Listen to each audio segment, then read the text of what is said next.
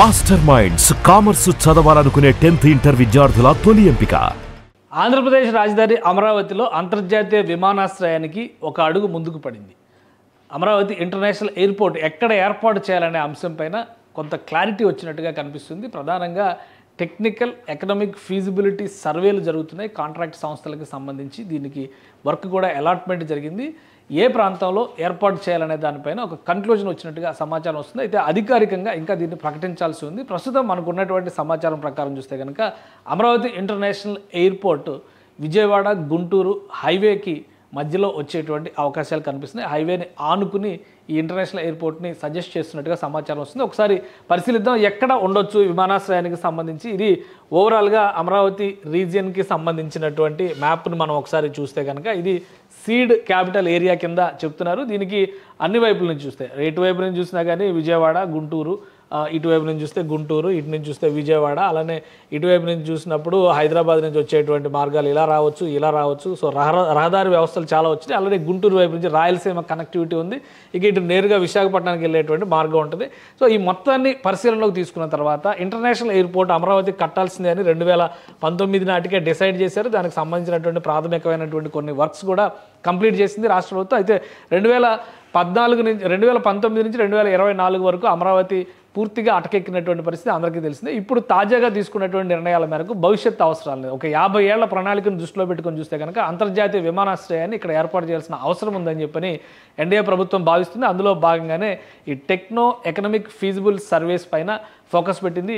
So వీళ్ళు suggest చేస్తున్నటువంటి అంశాల ప్రకారం చూస్తే అమరావతికి ఆగ్నేయ భాగంలో ఉన్నటువంటి ప్రాంతంలో, అంటే ఇటు గుంటూరు ఫస్ట్ ఎక్స్పెక్టేషన్స్ ప్రకారం ఏంటంటే అందరూ అనుకున్నది ఈ తాడికొండ ప్రాంతంలో పెడతారు. ఎందుకంటే ఇక్కడ అమరావతి రైల్వే లైన్ వస్తుంది. అమరావతి రైల్వే స్టేషన్ ఇక్కడ పెద్ద భారీ హబ్ కింద, అక్కడ లాజిస్టిక్ హబ్ కింద తయారవుతుందని చెప్పి అంచనాలు వేశారు. కాబట్టి యాక్సెసిబిలిటీ ఉంటుంది, ఇక్కడ పెడదాం అనేటువంటి ఆలోచన చేశారు. అయితే ఇప్పుడు వ్యూహాత్మకంగా ఈ ప్రాంతంలో వచ్చినటువంటి సాయిల్ అంటే నేల బాగా గిడసబారినటువంటి నేల, అక్కడ చిన్న చిన్న గుట్టలో రాళ్ళులాగా ఉండేటువంటి ప్రాంతాలు ఎక్కువగా ఉన్నాయి. వీటన్నిటిని దృష్టిలో పెట్టుకుని ఫ్లాట్ ల్యాండ్స్ అంటే మైదాన భూములను వెతుకుతూ నంబూరుకి ఆగ్నేయంగా ఒక ప్రాంతాన్ని సెలెక్ట్ చేసినట్టుగా తెలుస్తుంది. ఇక్కడ ఏర్పాటు చేస్తే ఇటు గుంటూరు నుంచి, అలానే ఇటు అమరావతి నుంచి, ఇటు తెనాలి నుంచి రావడానికి, తెనాలి ఇక్కడ ఉంది, తెనాలి నుంచి రావడానికి యాక్సెసిబిలిటీ ఉంటుందని చెప్పని భావిస్తున్నారు.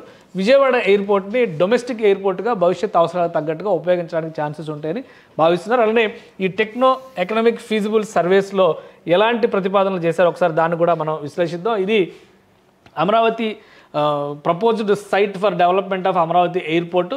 ఈ ఎయిర్పోర్ట్కి సంబంధించినటువంటి నమూనా ఇది. ఇక్కడ చూస్తే మనకి నంబూరు కనిపిస్తుంది. నంబూరుకి ఆగ్నేయంగా ఈ ప్రాంతంలో ఈ డిజైన్ని రూపొందించడం, అంటే ఈ ఎయిర్పోర్ట్కి సంబంధించి ఏ విధంగా ఉండాలి, ఇది టెర్మినల్కి సంబంధించినటువంటి నమూనా. దీనికి కొన్ని ప్రణాళికల్లో కూడా కొంత క్లారిటీ వచ్చేసింది. టెర్మినల్ ఒక 4000 నుంచి 5000 ఎకరాల భూమి ఇక్కడ సేకరించాల్సి ఉంటుంది. 4 నుంచి 5000 ఎకరాలు. అలానే ఈ భూమి సేకరణ అంటే ఇన్ని ఎకరాలు మనం ల్యాండ్ పూలింగ్ సిస్టంలో వెళ్తే కనుక 5000 ఎకరాలు అంటే దాదాపు 25,000 ఎకరాలు సేకరించాల్సిన అవసరం ఉంటుందని చెప్పని రాష్ట్ర ప్రభుత్వం చెప్పింది. ల్యాండ్ పూలింగ్లో ల్యాండ్ ఓనర్స్కి కూడా బాగా ఉంటుంది. డెవలప్ చేసిన తర్వాత ల్యాండ్ ఓనర్స్కి ప్రత్యేకంగా ల్యాండ్ అలాట్మెంట్ చేయాల్సినటువంటి అవసరం ఉంటుంది. కాబట్టి 25,000 ఎకరాలు అయితే పూలింగ్ ద్వారా తీసుకుంటే, అదే భూసేకరణ ద్వారా ల్యాండ్ ఎక్విజిషన్ ద్వారా తీసుకుంటే కనుక అంత అవసరం ఉండకపోవచ్చు. సో ఇప్పుడు చాలామందికి డౌట్ రావచ్చు అమరావతిలో ఎయిర్పోర్ట్ ఎందుకు అని చెప్పని. ఈరోజు వచ్చినటువంటి ఒక కొత్త న్యూస్ ఏంటంటే 2026-29 మధ్య హైదరాబాద్ ఇంటర్నేషనల్ ఎయిర్పోర్ట్, ప్రస్తుతం ఉన్నటువంటి శంషాబాద్ ఇంటర్నేషనల్ ఎయిర్పోర్ట్ని మరొక ఫేజ్ విస్తరణకి వెళ్ళబోతున్నారు. మరొక రన్వే నిర్మించబోతున్నారు. 1500 నుంచి 1600 కోట్ల రూపాయలని జిఎంఆర్ గ్రూప్ ఇన్వెస్ట్ చేయబోతుంది.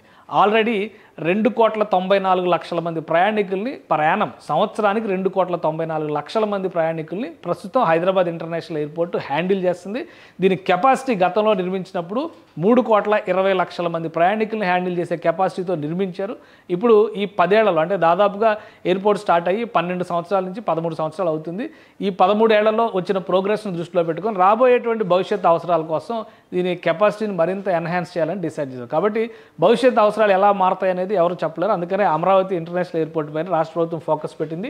దీనికి ఒక ప్రణాళికను కూడా రూపొందించినట్టుగా చెబుతున్నారు. 2 రన్వేలు దీనిలో నిర్మించాలనేటువంటి ప్రతిపాదన చేస్తున్నారు. 2 రన్వేలు అంటే ఒకటి ప్రైమరీ రన్వే 4 కిలోమీటర్ల మేరకు నిర్మిస్తారు, అలానే సెకండరీ రన్వే వచ్చి 1.6 కిలోమీటర్స్ మేరగా నిర్మిస్తారని చెప్పని ఒక ప్రతిపాదనలు వచ్చినాయి. సో ఇవన్నీ కూడా టెక్నో ఎకనామిక్ ఫీజిబుల్ సర్వేస్ని బట్టి చేస్తున్నటువంటి ప్రతిపాదనలు మాత్రమే. ఫైనల్గా రాష్ట్ర ప్రభుత్వం తీసుకునేటువంటి నిర్ణయాన్ని ఆధారం చేసుకునే ఈ లొకేషన్ని డిసైడ్ చేసేటువంటి అవకాశం ఉంటుంది. అయితే ఇక్కడ చదును భూములు ఉండడం వలన, మైదానం లాగా ఉండడం వలన ఇక్కడ ఎక్కువగా కష్టపడాల్సినటువంటి అవసరం లేకుండానే ఎయిర్పోర్ట్ నిర్మాణానికి సానుకూలమైనటువంటి వాతావరణం ఉంటుందని చెప్పని చెబుతున్నారు. ఒకసారి మనం ఈ లొకేషన్ని చూస్తే కనుక నంబూరు ఈ ప్రాంతంలో ఉంది. అలానే ఈ మధ్య కాలంలో జరిగినటువంటి పరిణామాలు, మంగళగిరి నియోజకవర్గానికి సంబంధించి సిఆర్డీఏ లిమిట్స్ని ఎక్స్టెండ్ చేస్తూ రాష్ట్ర ప్రభుత్వం ఒక నిర్ణయం తీసుకుంది. దానికి సంబంధించినటువంటి జీవోను కూడా ఇచ్చింది.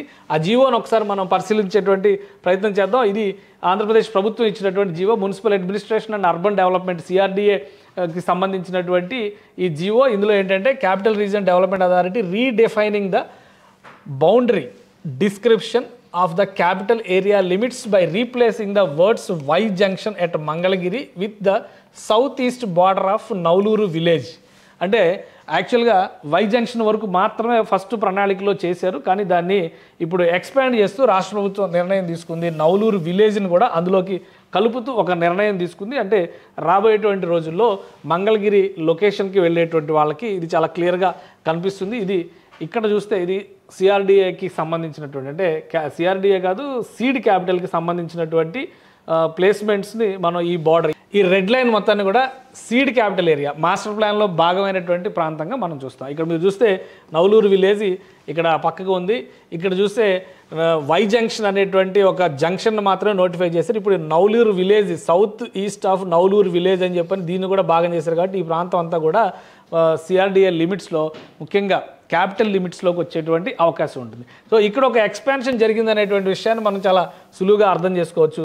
ఈ ఎక్స్పాన్షన్కి కొనసాగింపుగా ఇక్కడ ప్రాంతాన్ని చూస్తే కనుక ఈ నౌలూరు కావచ్చు, ఇటు అమరావతికి సంబంధించినటువంటి క్యాపిటల్ ఏరియా కావచ్చు, చినకాకాని, కాజా, ఈ ఏరియాలన్నింటినీ మనం కొంచెం దాటుకుని ముందుకు వస్తే కనుక నంబూరు విలేజ్ కనిపిస్తుంది. ఈ నంబూరుకి కొద్దిగా దూరంలో, అంటే నంబూరుకి కొద్దిగా దూరంలో ఈ ప్రాంతాన్ని గొల్లమోద అనేటువంటి ప్రాంతాన్ని ప్రస్తుతానికి ప్రాథమికంగా వీళ్ళు ఒక డిజైన్, అంటే ఇక్కడి నుంచి డెవలప్ చేస్తే కనుక అమరావతికి ఎయిర్పోర్ట్కి అనుకూలమైనటువంటి భూములు ఉన్నాయనేటువంటి ఒక క్లారిటీ ఇచ్చారు. దీని యాక్సెసిబిలిటీ కూడా గుంటూరుకి, అటు విజయవాడకి, వీటన్నిటికి కూడా ఈక్వల్గా ఉంటుంది. అలానే ఈ ప్రాంతాన్ని విజయవాడ గన్నవరం ఎయిర్పోర్ట్, విజయవాడ అంటే విజయవాడలో ఉంటుంది, గన్నవరం ఎయిర్పోర్ట్ విజయవాడకి దాదాపు 25 కిలోమీటర్ల దూరంలో ఉంటుంది. కాబట్టి గన్నవరం నుంచి నంబూరుకి మనం డిస్టెన్స్ చూస్తే కనుక నంబూరు విలేజ్కి చూస్తేనే దాదాపు 43 కిలోమీటర్ల డిస్టెన్స్ వస్తుంది.